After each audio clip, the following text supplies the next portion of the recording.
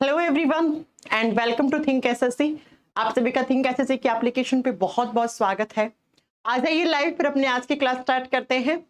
नमस्ते जी, सबको मेरा नमस्ते, राम राम, जय श्री राम। और साथ में आपके यहाँ पर कुछ स्टूडेंट्स लाइव आ चुके हैं। अनिल ठाकुर आ चुके हैं, पंकज आ चुके हैं, शिवम आ चुके हैं, रुपेश कुमार आ चुके हैं।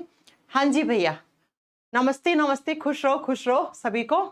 अनिल ठाकुर आ चुके हैं, पंकज भी आ रहे हैं, उसके बाद कुमकुम सिंह आ चुकी है, अंशु मिश्रा आ चुकी हैं, कुलदीप जाटव, पंकज राठौड़ कितनी बार कमेंट करोगे।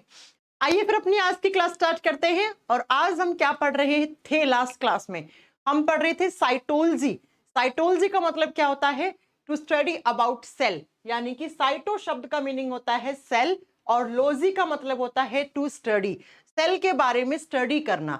दीनदयाल अहिरवार, राम राम बेटा, राम राम, है ना। जब बात करते हैं कि साइटोलॉजी में हम क्या क्या पढ़ चुके थे, थोड़ा सा रिवाइज करवा दूं 2 मिनट में, फिर अपनी आगे की क्लास आज की स्टार्ट करेंगे। हमने पढ़ा था कि साइटोलॉजी शब्द किसने दिया था, साइटोलॉजी शब्द के मीनिंग क्या होता है। फिर हम इसमें पढ़े थे कि इसके फादर कौन है, इस ब्रांच के जनक कौन है, पिता कौन है, तो वो कौन है? वो है रॉबर्ट हुक। फिर हमने थोड़ी सी हिस्ट्री के बारे में बात करी थी कि ये साइटोलॉजी ब्रांच कैसे बनी थी, यानी कि सेल की डिस्कवरी सबसे पहले किसने की थी, तो वो महान साइंटिस्ट कौन थे? वो थे रॉबर्ट हुक जी। उसके बाद हमने पढ़ा था कि लिविंग सेल यानी जीवित कोशिका की खोज किसने की थी। उसके बाद हमने पढ़ा था सेल थ्योरी किसने दी थी। सेल थ्योरी 1838 से 39 में किसने दी थी? सैलडन एंड स्वोन ने दी थी। और सेल थ्योरी में अलग अलग पॉइंट्स थे, अलग अलग साइंटिस्ट ने अलग अलग टाइम पे अलग अलग अपने स्टेटमेंट दिए थे। जैसे रुडोल्फ विर्चो ने क्या कहा था? ओमनी सेलुला ए सेलुला, है ना। और फिर हमने पढ़ा था कि जो सैलडन और स्वोन है उन्होंने कहा था कि 2 टाइप के जीव होते हैं जो सेल से बने हुए होते हैं। एक जिनके बॉडी में सिर्फ एक ही सेल है, क्योंकि सेल है तो उसे लिविंग तो कहना पड़ेगा, उसे सजीव तो कहना पड़ेगा, लेकिन एक ही सेल है तो उसको हम बोलेंगे यूनिसेलुलर ऑर्गेनिजम्स, यानी कि एक कोशिकीय जीव। और जिसके बॉडी में बहुत सारे टाइप की सेल्स और बहुत सारी सेल्स होती हैं उनको हम मल्टी सेलुलर ऑर्गेनिजम्स कहते हैं, बहुकोशिकीय जीव हम कहते हैं। इसी के साथ मोहित शर्मा, श्वेता मौर्य, रामबचन कुमार, पंकज, बबली पाल, सब बच्चे लाइव आ चुके हैं। ये हम पढ़ चुके थे लास्ट क्लास तक। उसके बाद मैंने पढ़ाया था कि जो सेल थ्योरी है वो किसके ऊपर लागू नहीं होती, यानी कि कोशिका सिद्धांत किसके ऊपर लागू नहीं होता? वायरसेस के ऊपर। जितने भी वायरस होते हैं उनके ऊपर सेल थ्योरी लागू नहीं होता है। अब हम आज क्या पढ़ेंगे? हम पढ़ेंगे, पहले तो नोट डाल के 4-5 पॉइंट लिख लो जो एग्जाम में डायरेक्टली आते हैं, ठीक है। नोट का मतलब है 1 लाइनर, यानी कि आपके फैक्चुअल नोट्स। ये फैक्चुअल नोट्स कहलाते हैं, ऐसे जिसमें कुछ समझना नहीं है, डायरेक्टली बस एग्जाम में टिक करके आना है। क्या अभी तक हमने पढ़ लिया कि हम सब जितने भी लिविंग्स हैं वो सब किससे मिलकर बने हुए हैं? वो सब सेल यानी कोशिका से मिलकर बने हुए हैं। अब बच्चा, ये सेल भी अलग अलग शेप और अलग अलग साइज की होती है, अलग अलग आकार और अलग अलग आकृति की होती है। तो आपसे एग्जाम में पूछ ले कि इस पूरे ब्रह्मांड में, इस पूरे यूनिवर्स में, संसार में सबसे बड़ी सेल किसकी है और सबसे छोटी सेल किसकी है? तो सबसे पहले लिखो smallest cell in the universe. Smallest cell in the universe, यानी कि संसार की सबसे छोटी कोशिका किस जीव की है? किसके अंदर होनी चाहिए सबसे छोटी? लिख दो, हिंदी में लिख दो, संसार की सबसे छोटी कोशिका। अब कोशिका किसके अंदर होती है? कोशिका होती है लिविंग्स के अंदर, सजीवों के अंदर। अब बच्चा, सबसे छोटा जीव क्या होगा? सबसे छोटा जीव होना चाहिए बैक्टीरिया। बैक्टीरिया हमने लास्ट क्लास में पढ़ा था लिविंग होता है, सजीव होता है। क्यों? क्योंकि बैक्टीरिया के अंदर सेल होती है, कोशिका होती है। और सेल थ्योरी कहती है जिसमें सेल होती है वो लिविंग होता है, वो सजीव होता है। आपने बैक्टीरिया देखे हैं क्या? इतने सारे इस कमरे के अंदर बैक्टीरिया हो सकते हैं, लेकिन नग्न आंखों से आप उन्हें नहीं देख सकते। उनको देखने के लिए आपके पास इलेक्ट्रॉन माइक्रोस्कोप होना चाहिए, यानी कि ये माइक्रोब्स होते हैं, ये सूक्ष्म जीव होते हैं, ये इतने छोटे होते हैं, इनको देखने के लिए हमें इलेक्ट्रॉन माइक्रोस्कोप की रिक्वायरमेंट होती है। तो बच्चा, बैक्टीरिया की सेल सबसे छोटी होनी चाहिए क्योंकि बैक्टीरिया सबसे छोटा जीव है यहाँ पर। आप बोलोगे मैं वायरस क्यों नहीं है? वायरस में तो सेल ही नहीं होती, वायरस को तो हम लिविंग्स में कंसिडर ही नहीं करते, सेल थ्योरी बोलती ही नहीं है ऐसा, तो है ना। तो बैक्टीरिया की सेल जो होती है वो सबसे छोटी होती है। अब आप कहोगे मैम बैक्टीरिया तो बहुत सारे होते हैं, बात तो सही है, दही वाले बैक्टीरिया, टीबी वाले बैक्टीरिया, न्यूमोनिया वाले बैक्टीरिया, टाइफाइड वाले बैक्टीरिया, ऐसे करके मैम बहुत सारे बैक्टीरिया होते हैं। कौन सा बैक्टीरिया? जिस बैक्टीरिया की सेल सबसे छोटी होती है उसका नाम होता है माइकोप्लाज्मा बैक्टीरिया। लिख दीजिए, उस बैक्टीरिया का नाम होता है माइकोप्लाज्मा। सेम नाम हिंदी में है और बहुत ही ज्यादा बार एग्जाम में रिपीटेड क्वेश्चन है। एग्जाम में आता है कि सबसे छोटी सेल किसकी होती है, तब आप कहोगे बैक्टीरिया की, एक जीवाणु की कोशिका। आप पूछ ले किस बैक्टीरिया की, तो आपको ऑप्शन में ढूंढना है माइकोप्लाज्मा बैक्टीरिया की। अब इसी माइकोप्लाज्मा का एक नाम और भी होता है, इसको पीपीएलओ के नाम से भी जानते हैं। इसको पीपीएलओ के नाम से भी जानते हैं। इसकी फुल फॉर्म लिखो, हिंदी में कोई फुल फॉर्म नहीं होगी। न्यूमोनी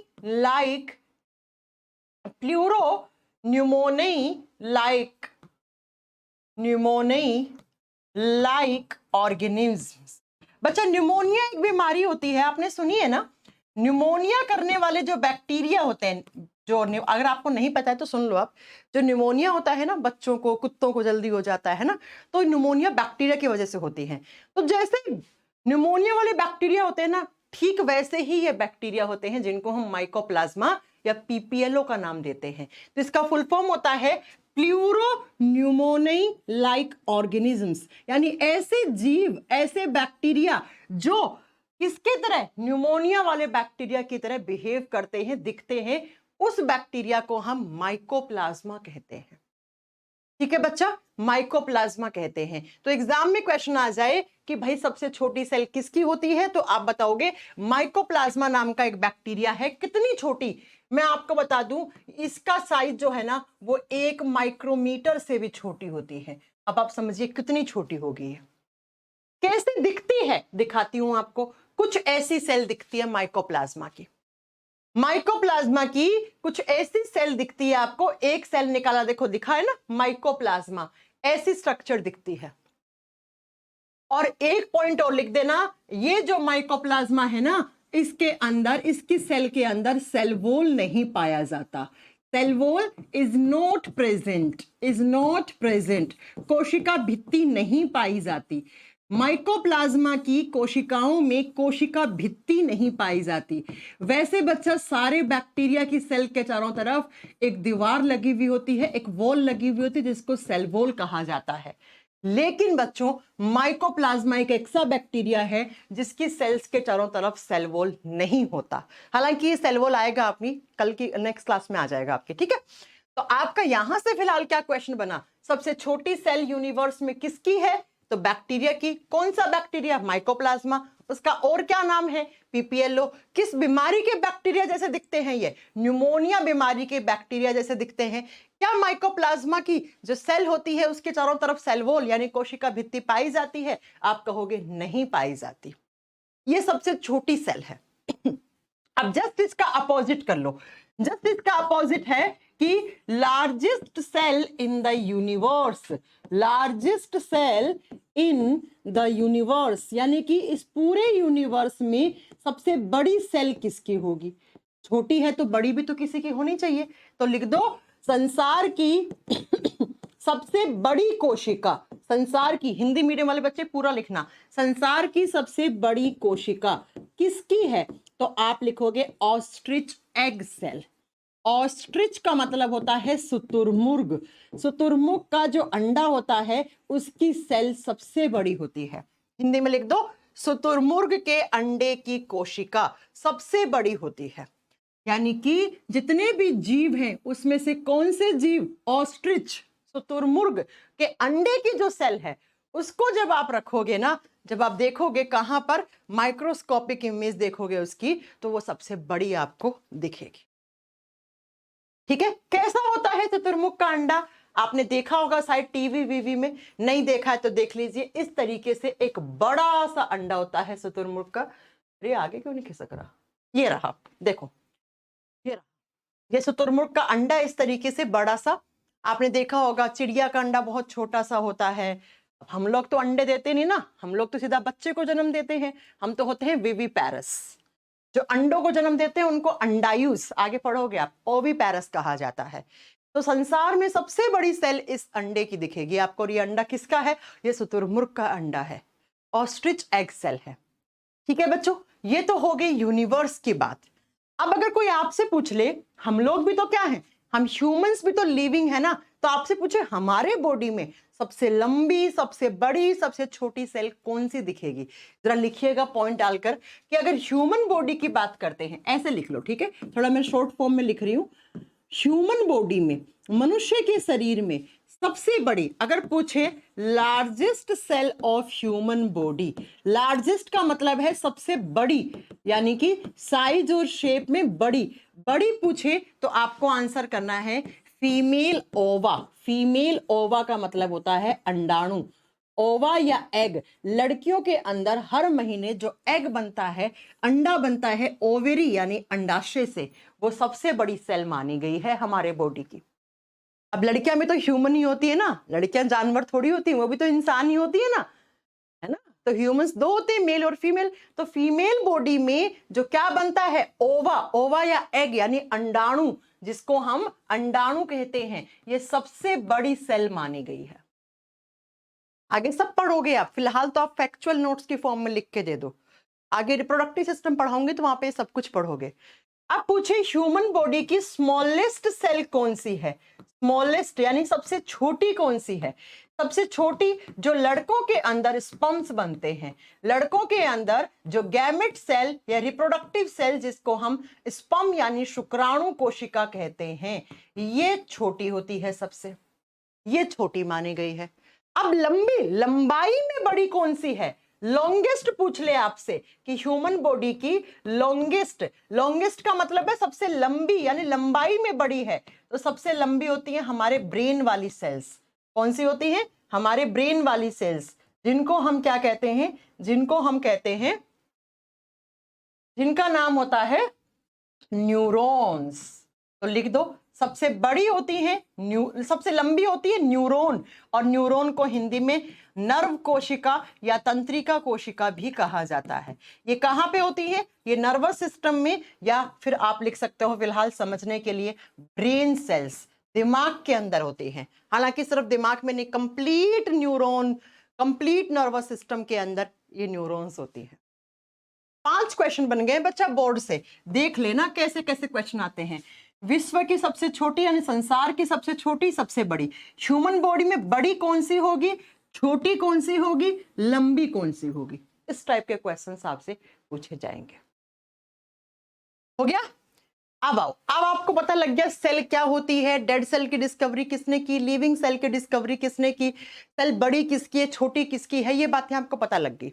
अब बात आती है कि मैम सेल्स कितने टाइप की होती हैं, यानी कि सेल के प्रकार कितने होते हैं, टाइप्स कितने होते हैं। और जब सेल के टाइप्स की बात करते हैं ना, टाइप्स ऑफ सेल लिखो, कोशिका के प्रकार, यानी कि इस पूरे संसार में कितने टाइप की सेल्स हैं, 2 ही टाइप की सेल्स। एक साइड लिखेगा प्रोकैरियोटिक सेल, यहां से बहुत सारे क्वेश्चन बनेंगे एग्जाम में। प्रोकैरियोटिक सेल, हिंदी में लिख दो प्रोकैरियोटिक कोशिका, हिंदी में लिख दो प्रोकैरियोटिक कोशिका। पूरे संसार में 2 ही प्रकार के जीव हैं, एक जिनके अंदर प्रोकैरियोटिक सेल होगी, दूसरे जिनके अंदर यूकैरियोटिक सेल होगी। इनके एग्जाम्पल मेन है, ठीक है। लिखो दूसरा प्रोकैरियोटिक, और दूसरी होती है eukaryotic, eukaryotic cell, prokaryotic cell, eukaryotic cell, same नाम हिंदी में है, प्रोकैरियोटिक यूकैरियोटिक कोशिका। अब सबसे पहले तो आपको देखो, अगर आपको बायोलॉजी आसान लैंग्वेज में पढ़नी है ना, तो जो शब्द होते हैं ना उनको तोड़ के पढ़ा करो, तो बहुत अच्छे से समझ में आएगा।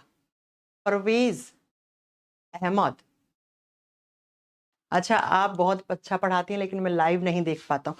कोई बात नहीं बेटा, लाइव नहीं देख पाते हो तो बाद में देख लो, बस पढ़ते रहो। कोई जरूरी थोड़ी है कि आप लाइव ही पढ़ोगे तभी आपका एग्जाम क्वालिफाई हो पाएगा, ऐसा कुछ नहीं है। आप बस आपको अच्छे से समझ में आना चाहिए, और कोई डाउट हो ना तो उस डाउट को नोट डाउन कर लेना, किसी दिन हम डाउट क्लास ले लेंगे आपकी, तो आप डाउट भी पूछ सकते हो वहां पे। मतलब दो टाइप की सेल्स होती हैं इस यूनिवर्स में, कौन कौन सी? एक प्रोकैरियोटिक सेल, दूसरी यूकैरियोटिक सेल। अब ध्यान से सुनो, जिस जीव में प्रोकैरियोटिक सेल होती है उसको हम क्या बोलते हैं? उसको हम प्रोकैरियोट्स बोलते हैं। यानी कि ऐसा कोई भी लिविंग ऑर्गेनिज्म जो किस टाइप की कोशिका से बना है, जो प्रोकैरियोटिक टाइप की कोशिका से बना है, उसको हम प्रोकैरियोट्स बोलते हैं। बहुत सिंपल सी बात है। और जो यूकैरियोटिक टाइप की सेल से बना है वो यूकैरियोट्स कहलाएगा। बहुत सिंपल सी बात है, कोई बड़ा इसमें तामझाम नहीं है कि आप याद नहीं रख सकते। अब आओ मैम, क्या मीनिंग होता है प्रोकैरियोटिक का, क्या मीनिंग होता है यूकैरियोटिक का? बहुत ध्यान से समझना। प्रो, इसको तोड़ो। प्रो, प्रो का मतलब होता है प्रिमिटिव, और प्रिमिटिव का मतलब होता है प्राचीन या पुराना। प्राचीन या पुराना, ठीक है। कैरियोटिक का मतलब होता है, जब भी आप कैरियोटिक शब्द देखो उसका मीनिंग होता है न्यूक्लियस। न्यूक्लियस, और न्यूक्लियस को हिंदी में केंद्रक कहा जाता है। आप जानते हैं कि जो सेल्स होती हैं उन सेल के अंदर इस तरीके से एक सेंटर में न्यूक्लियस पाया जाता है। कोशिका के अंदर एक कोशिकांग होता है, कोशिका का एक अंग होता है जिसको हम न्यूक्लियस या केंद्रक कहते हैं, ठीक है। अब बहुत ध्यान से सुनना, ऐसी कोई सेल जिसके अंदर न्यूक्लियस पुराने प्रकार का है।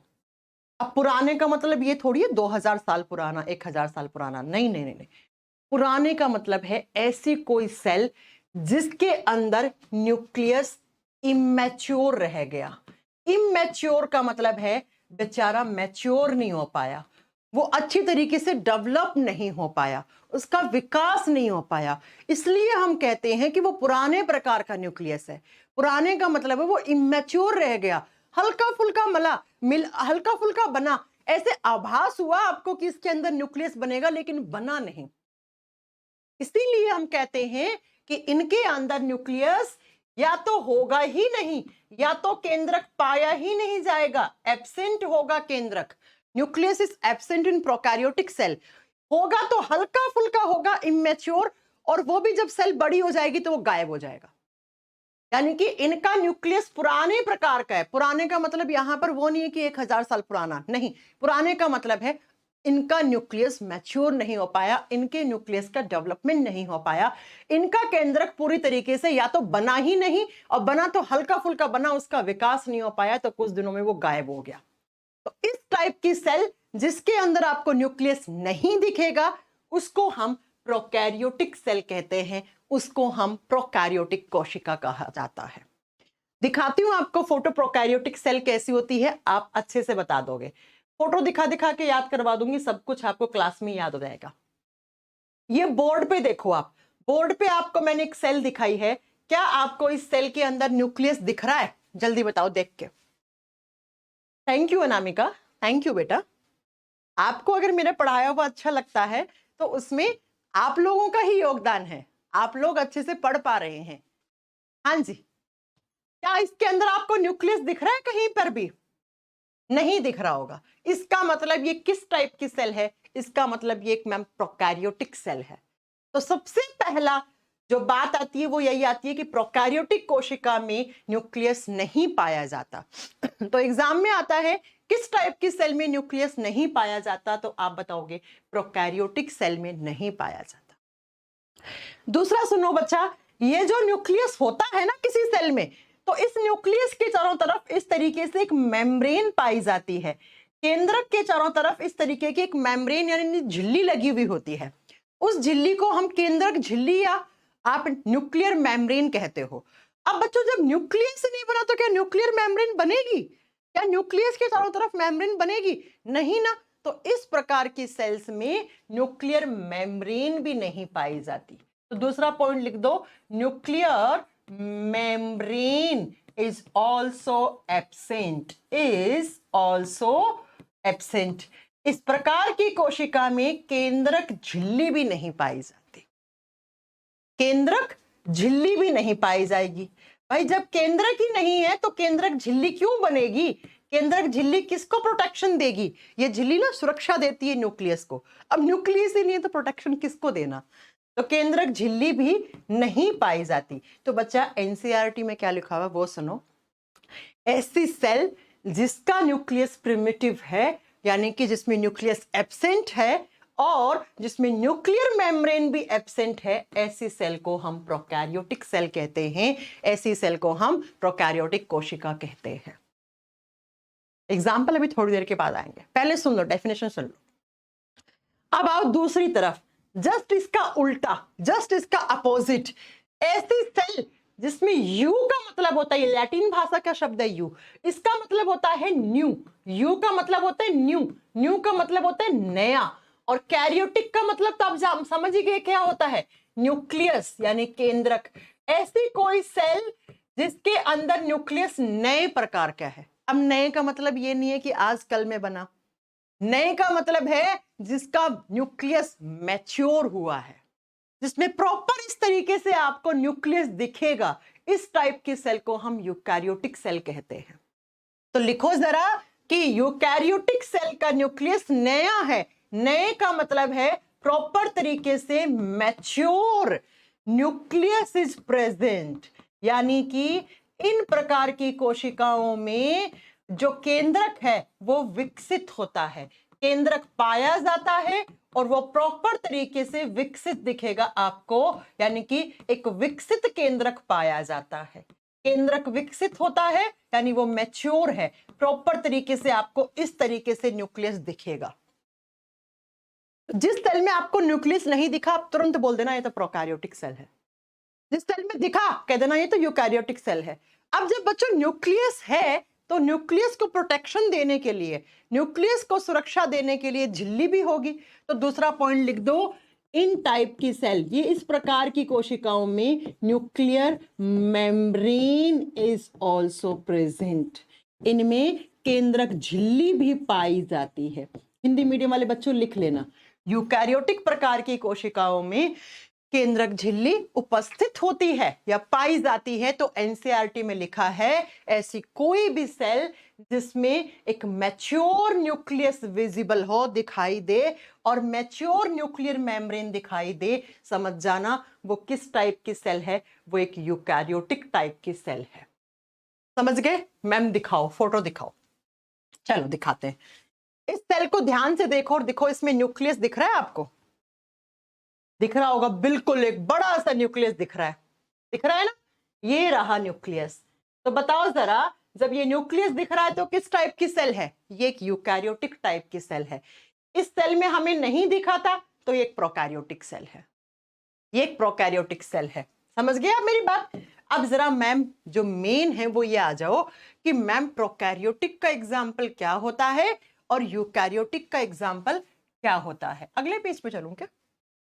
चलो एग्जाम्पल लिखना। अच्छा मैं इधर लिख रही हूं प्रो, प्रो का मतलब समझ गए ना, प्रोकैरियोटिक।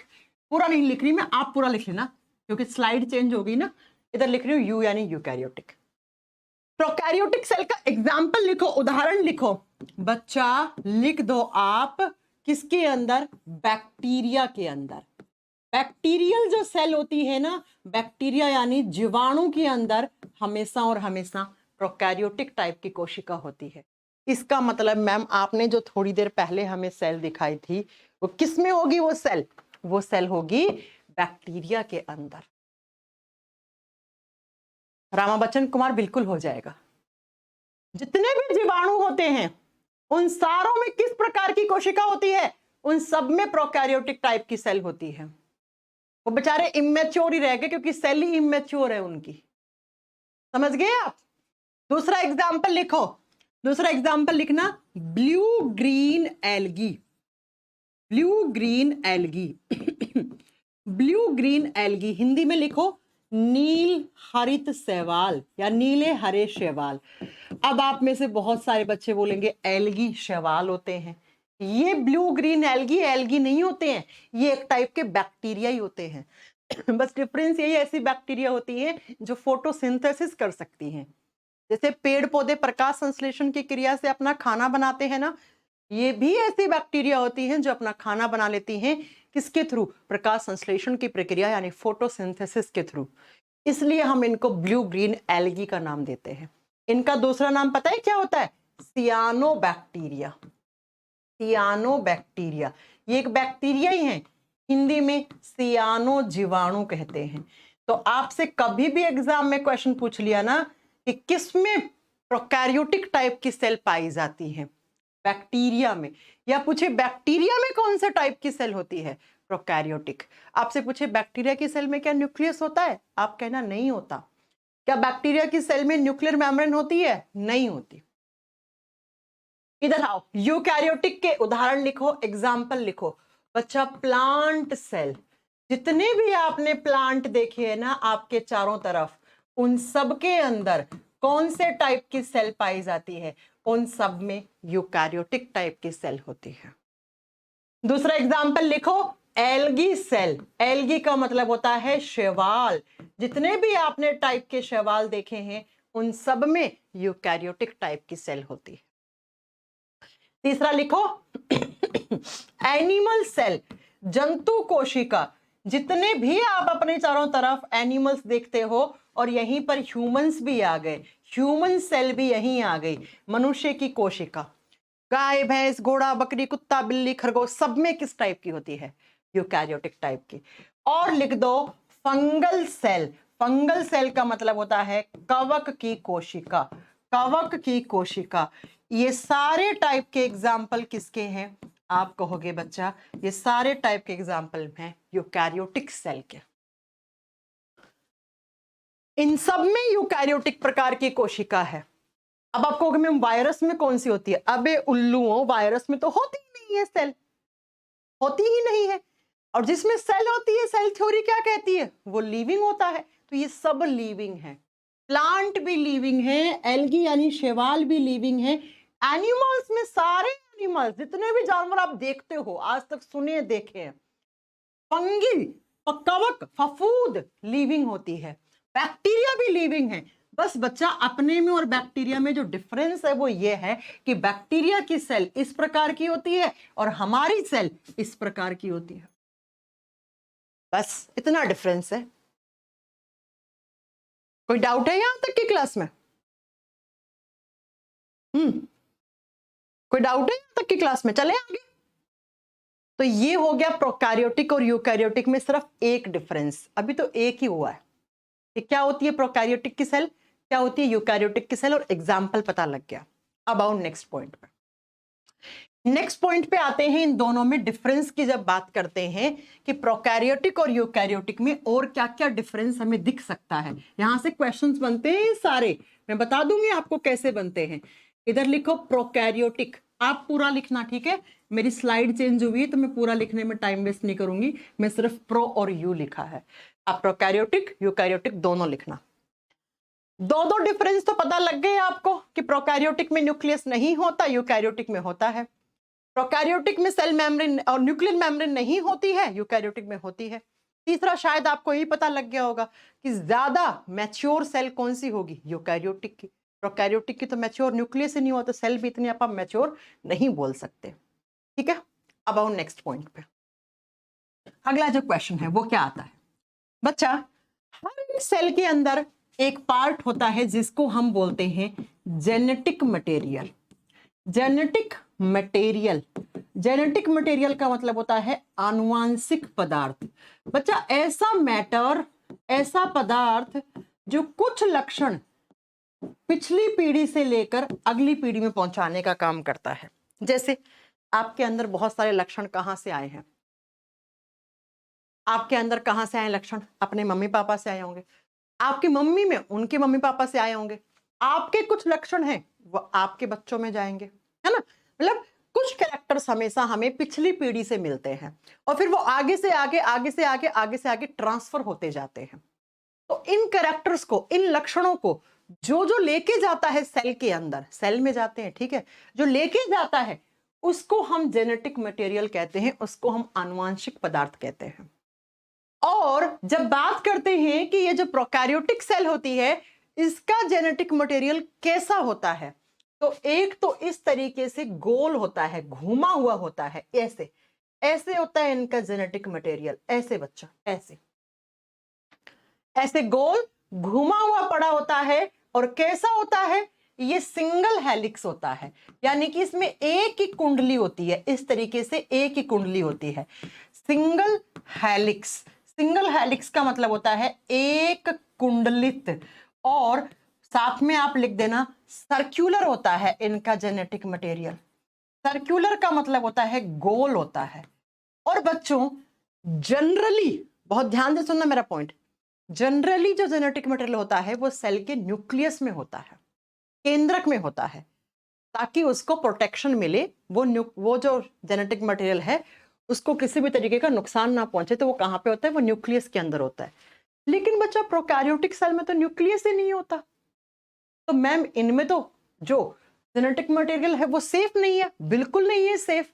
यानी कि ऐसा, ध्यान से सुनना, ऐसा जेनेटिक मटेरियल जो न्यूक्लियस में नहीं है, जो केंद्रक में नहीं है, ऐसे ही पड़ा है सेल के अंदर, वो हमेशा अनप्रोटेक्टिव फॉर्म में होता है।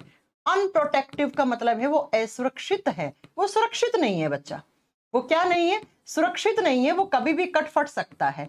और ऐसा ऐसा जेनेटिक मटेरियल जो राउंड है, एक ही बार कुंडली ऐसे घूमी, सिंगल हेलिक्स है, और जो अनप्रोटेक्टिव है यानी न्यूक्लियस के अंदर नहीं है, ऐसे ये जो करेक्टर वाला जेनेटिक मटेरियल होता है ना, इसको नाम क्या दिया जाता है, इसका नाम होता है न्यूक्लियोइड।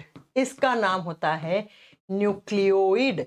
तो एग्जाम में आता है क्या, प्रोकैरियोटिक सेल के जेनेटिक मटेरियल का नाम बताओ, आप कहोगे न्यूक्लियोइड। या पूछेगा बैक्टीरियल सेल के, भाई प्रोकैरियोटिक सेल किस में होती है, बैक्टीरिया में होती है, तो बैक्टीरिया की सेल के अंदर किस टाइप का जेनेटिक मटेरियल होता है, आनुवंशिक पदार्थ होता है, तो आपका आंसर क्या होगा, आपका आंसर होगा न्यूक्लियोइड। या पूछेगा न्यूक्लियोइड किस टाइप की सेल्स में पाया जाता है, प्रोकैरियोटिक।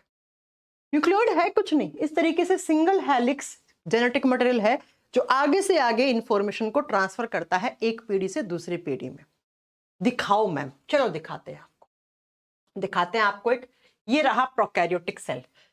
अब देखो इसमें न्यूक्लियस तो है नहीं, तो बेचारे का जेनेटिक मटेरियल इस तरीके से पड़ा है, और गोल गोल पड़ा है ना, दिख रहा है ना, ऐसे गोल बन रहा है ना, ऐसे गोल बन रहा है ना, ये रहा। इसको कहीं ना कहीं दिखा रखा होगा न्यूक्लियोइड, ये रहा। कहा कि इनका जो जेनेटिक मटेरियल है जिसको हम डीएनए कहते हैं, वो सिंगल हेलिक्स, सर्कुलर, और बेचारा ऐसे ही सेल में पड़ा है, तो इसको न्यूक्लियोइड नाम दिया जाता है। तो इनका जो डीएनए होता है ना, ये डीएनए न्यूक्लियोइड कहलाता है।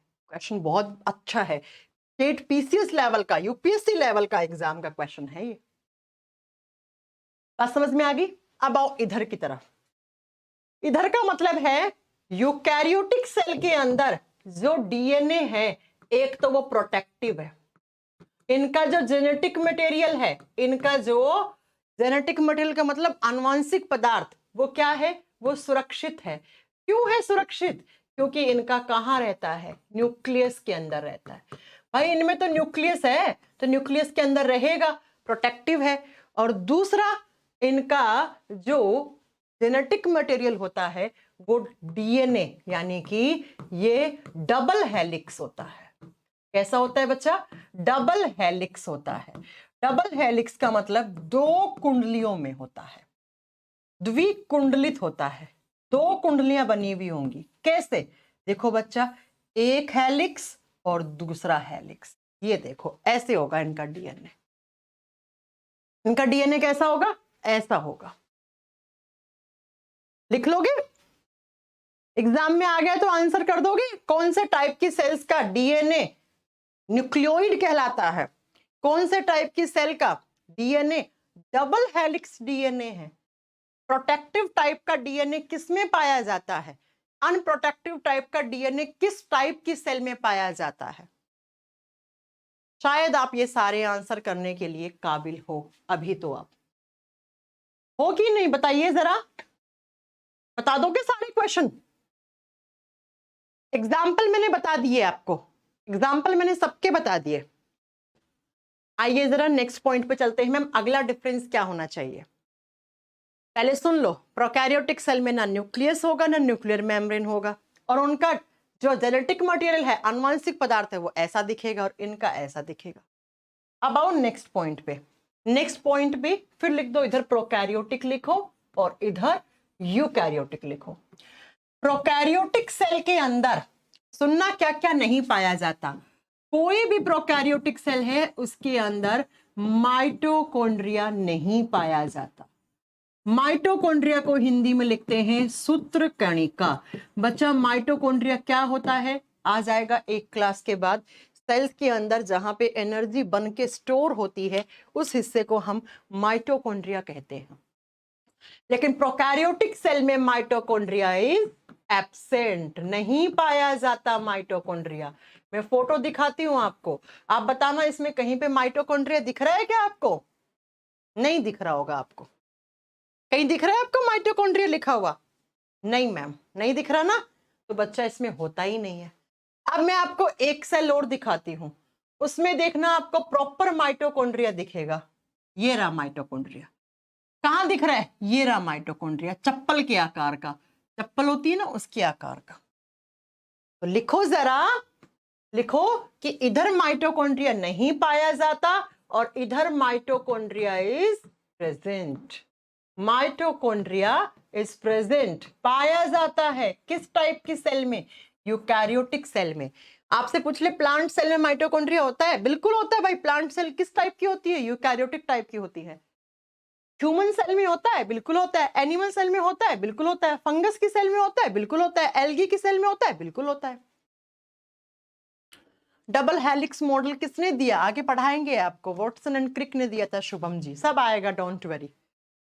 अब दूसरा लिखो, प्रोकैरियोटिक सेल में गोल्गी बॉडीज भी नहीं पाए गए जाते। गोल्गी बॉडीज, गोल्गी बॉडीज को कहते हैं हिंदी में गोल्जी काय। ये क्या होते हैं? अभी सिर्फ नाम लिखो आप, सब आएगा, एक एक करके सब पढ़ाऊंगी। हर क्लास में 3 पढ़ाऊंगी, सारे याद हो जाएंगे। ये सेल्स के अंदर होते हैं।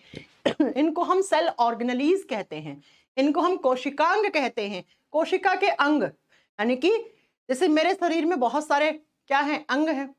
ऐसे ही सेल के अंदर भी अंग हैं, वो कोशिकांग कहलाते हैं। ठीक है, तो इधर गोल्गी बॉडीज एब्सेंट होते हैं, नहीं पाए जाते, जबकि यूकैरियोटिक सेल में गोल्गी बॉडीज प्रेजेंट होते हैं, पाए जाते हैं। तो इधर लिख दो गोल्जी काय उपस्थित होते हैं, इधर लिख दो नहीं होते हैं।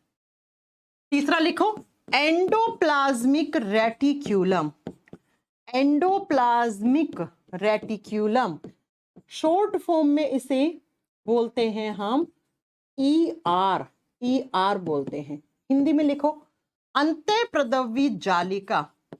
अंतःप्रदवी जालिका, कुछ मेम्ब्रेन्स होती हैं जो जाल बनाती हैं, उनको हम अंतःप्रदवी जालिका या एंडोप्लाज्मिक रेटिकुलम कहते हैं। ये भी नहीं पाई जाती, जबकि इधर लिख दो ER इज प्रेजेंट, पाई जाती हैं।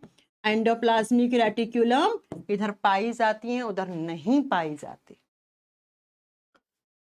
गोल्जी काय का काम पैकिंग का होता है। शुभम आप इतना आगे क्यों चल रहे हो? टीचर से आगे क्यों चल रहे हो? सब पढ़ाऊंगी ना आपको। देखो बच्चा, इस सेल में आपको कहीं पर भी एंडोप्लाज्मिक रेटिकुलम नहीं दिख रहा, कहीं पर भी आपको माइटोकॉन्ड्रिया नहीं दिख रहा, कहीं पर भी आपको गोल्गी बॉडीज नहीं दिख रहा। जबकि ये सेल है, इसमें आपको माइटोकॉन्ड्रिया भी दिख रहा होगा। ये रहा माइटोकॉन्ड्रिया, ये रहा गोल्गी बॉडीज, ये रहा एंडोप्लाज्मिक रेटिकुलम। अब आ जाओ नेक्स्ट पॉइंट पे, राइबोसोम इज प्रेजेंट। लिखो राइबोसोम पाया जाता है। बच्चा ध्यान से लिखना, राइबोसोम उपस्थित होता है, राइबोसोम पाया जाता है। लेकिन बच्चों राइबोसोम किस प्रकार का है? तो लिखो 70S प्रकार का। ये S क्या होता है, 70 क्या होता है, सब समझ में आएगा जब हम आपको राइबोसोम पढ़ाएंगे तब, अभी नहीं। ठीक है, समझ में आ गया? राइबोसोम पाया जाएगा, लेकिन किस प्रकार का? 70S। इधर भी राइबोसोम पाया जाता है, इधर भी राइबोसोम इज प्रेजेंट, लेकिन किस टाइप का होता है वो होता है बच्चा 80S। एस है ये, एस ऐसे बना दो 80S। दिखाती हूं ये किस टाइप की सेल है, प्रोकैरियोटिक सेल है। इसमें आपको सॉरी ये यूकैरियोटिक सेल है, पहले प्रोकैरियोटिक देखो। इसमें राइबोसोम होगा, देखो राइबोसोम लिखा हुआ है, राइबोसोम पाया जाता है, लेकिन ये राइबोसोम किस प्रकार का है, ये 70S प्रकार का है। तो देखो यहाँ पे क्या क्या है, डीएनए है, राइबोसोम है, सेल के चारों तरफ एक मेम्ब्रेन होती है, उसको सेल मेम्ब्रेन कहते हैं, सेल वॉल होती है, ये सब आगे पढ़ोगे अभी आप, वो होता है। मूवमेंट के लिए इस तरीके की फ्लैजिला पाई जाती है, इसकी हेल्प से मूवमेंट करती हैं ये सब आप आगे पढ़ोगे। यूकैरियोटिक सेल में भी राइबोसोम होता है, लेकिन ये राइबोसोम 80S प्रकार का होता है, ये आपको याद रखना है। समझ में आ गई मेरी बात। अब आप बोलो प्रोकैरियोटिक सेल क्या होती है। मैम ऐसी कोई सेल जिसमें न्यूक्लियस नहीं होता, न्यूक्लियर मेम्ब्रेन नहीं होती, जिसमें जेनेटिक मटेरियल होता है लेकिन वो सिंगल हेलिक्स और अनप्रोटेक्टिव फॉर्म में होता है, इसलिए उसका नाम न्यूक्लियोइड पड़ गया। मैम प्रोकैरियोटिक सेल में माइटोकॉन्ड्रिया भी नहीं होता, गोल्गी बॉडीज भी नहीं होती, एंडोप्लाज्मिक रेटिकुलम भी नहीं होता, राइबोसोम होता है लेकिन वो 70S प्रकार का होता है, 70S प्रकार का होता है। और प्रोकैरियोटिक सेल जिसमें होती है उसको प्रोकैरियोट्स कहते हैं। For example all types of bacteria, यानी कि सभी प्रकार के जीवाणुओं में प्रोकैरियोटिक प्रकार की कोशिका पाई जाती है। आज आपको पता लग गया बैक्टीरिया की सेल हमारी सेल से अलग क्यों है। ये देखो ये आंसर है।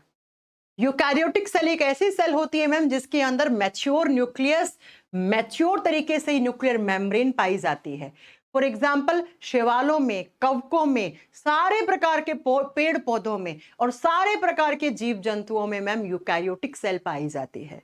यूकैरियोटिक सेल में mitochondria, Golgi body, endoplasmic reticulum, ribosome, 80S type का ये सब पाए जाते हैं, ये सब पाए जाते हैं।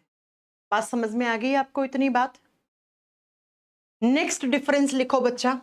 एक डिफरेंस और क्या होता है, प्रोकैरियोटिक सेल में हिस्टोन प्रोटीन नहीं पाए जाते। सेल्स के अंदर एक अलग टाइप के प्रोटीन होते हैं जिनको हम हिस्टोन प्रोटीन कहते हैं। और ये हिस्टोन प्रोटीन पता है क्या करते हैं, ये डीएनए को पैक करने का काम करते हैं। डीएनए से लंबे लंबे होते हैं, उनकी पैकिंग करके रखते हैं सेल के अंदर। आगे पढ़ोगे आप। हिस्टोन प्रोटीन भी इधर एब्सेंट होते हैं, इनमें हिस्टोन प्रोटीन भी नहीं पाए जाते, जबकि इधर यूकैरियोटिक सेल में ये हिस्टोन प्रोटीन बिल्कुल प्रॉपर तरीके से पाए जाते हैं। तो इधर लिख दो histone protein is present, histone protein is present. Histone protein पाए जाते हैं इधर। हिस्टोन प्रोटीन क्या करते हैं अनिल जी, बता देती हूं मैं। हिस्टोन प्रोटीन डीएनए की पैकेजिंग करते हैं, पैक करने का काम करते हैं, ताकि डीएनए जो लंबा लंबा होता है वो सेल से बाहर ना निकले। ठीक है बच्चों, तो ये होता है बेसिकली डिफरेंस प्रोकैरियोटिक और यूकैरियोटिक सेल में। कैसी होती है प्रोकैरियोटिक सेल, तो प्रोकैरियोटिक सेल कुछ इस टाइप की होती है, आप खुद देख लो। यूकैरियोटिक सेल कैसी होती है, तो इस टाइप की होती है। तो प्लांट की सेल ऐसी है, एनिमल की सेल ऐसी है, फंगस की सेल ऐसी है, एल्गी की सेल ऐसी है, लेकिन बैक्टीरिया की सेल ऐसी है। अब आप कहो वायरस की कैसी है, तो वायरस में तो सेल ही नहीं होती, वायरस में तो सेल ही नहीं होती है, ये बात आप जानते होंगे शायद। ये प्रोकैरियोटिक और यूकैरियोटिक में कुछ डिफरेंस दिखा रखा है। देख लो क्या क्या डिफरेंस दिखा रखा है ना, कि देखो दोनों में राइबोसोम होगा, दोनों में सेल मेम्ब्रेन होगी, लेकिन माइटोकॉन्ड्रिया, न्यूक्लियस और साथ में न्यूक्लियर मेम्ब्रेन ये सिर्फ यूकैरियोट में है, प्रोकैरियोटिक में नहीं है, प्रोकैरियोटिक में नहीं है। इतनी बात आपको समझ में आ गई। अब नेक्स्ट क्लास में हम पढ़ेंगे क्या, कि एक सेल के अंदर कौन कौन से सेल ऑर्गेनेलीज होते हैं। सेल वॉल की बात अभी नहीं करेंगे, थोड़ा सा रुक जाओ नहीं तो कंफ्यूज हो जाओगे, थोड़ी सी आगे बात करेंगे अगली क्लास पर। मैम आप बोले प्रोकैरियोटिक में मेम्ब्रेन, अरे मेम्ब्रेन का मतलब न्यूक्लियर मेम्ब्रेन नहीं होती, सेल के चारों तरफ मेम्ब्रेन होती है ना, उसको सेल मेम्ब्रेन कहते हैं। ऐसे ये सेल है, सेल के सब सारा आएगा, भी पढ़ा नहीं ना दिलकुश यादव, इसलिए आपको वो हो रहा है डाउट। सेल्स के चारों तरफ मेम्ब्रेन होती है, उसको सेल मेम्ब्रेन कहते हैं। ये सेल मेम्ब्रेन होती है इधर, इधर सेल मेम्ब्रेन पाई जाती है। याद रखिएगा, सेल मेम्ब्रेन तो प्रेजेंट है लेकिन न्यूक्लियर मेम्ब्रेन नहीं होती। ये न्यूक्लियस है और न्यूक्लियस के चारों तरफ इस तरीके से मेम्ब्रेन होती है, उसको न्यूक्लियर मेम्ब्रेन कहते हैं। ठीक है, थोड़ा सा आप ना सुनने में थोड़ा कंफ्यूज करके, लेकिन कोई बात नहीं, ऐसा कंफ्यूजन बनता है। न्यूक्लियर मेम्ब्रेन नहीं होगी, सेल मेम्ब्रेन होती है। देखो मैं आपको दिखाती हूँ, सेल मेम्ब्रेन ये रही ना, सेल मेम्ब्रेन दोनों में दिखा रखी, ये भी सेल है, ये भी सेल है, इसके बाहर ये मेम्ब्रेन, इसके बाहर ये मेम्ब्रेन, तो सेल मेम्ब्रेन तो यहाँ पे दिखा रखी है। हालांकि मैं एक एक करके सब पढ़ाऊंगी, सेल वॉल, सेल मेम्ब्रेन, सब एक चीज समझ में आ जाएगी आपको तब। सेल वॉल बच्चा अगले पॉइंट पे अगली क्लास में सेल वॉल पढ़ाऊंगी, तब समझ में आएगा। सेल वॉल कुछ प्रोकैरियोट्स में होता है, कुछ में नहीं होता है। होता है तो वो किसका बना हुआ होता है, ये सब अगली क्लास में हम डिस्कस करेंगे। तो अगली क्लास में हम क्या पढ़ेंगे, नेक्स्ट क्लास में हम पढ़ेंगे कि सेल के अंदर क्या क्या होता है। ठीक है, आज की क्लास से कोई भी डाउट है आपको, मेरे से डाउट पूछिए अभी। हाँ, कैसा भी डाउट है, मैं आपके कमेंट देख रही हूँ, आप मुझसे डाउट पूछिए, कैसा भी है, छोटा मोटा बड़ा, जिस भी टाइप का डाउट है आप डाउट पूछ लीजिए मुझसे। आपकी नेक्स्ट क्लास का शायद टाइम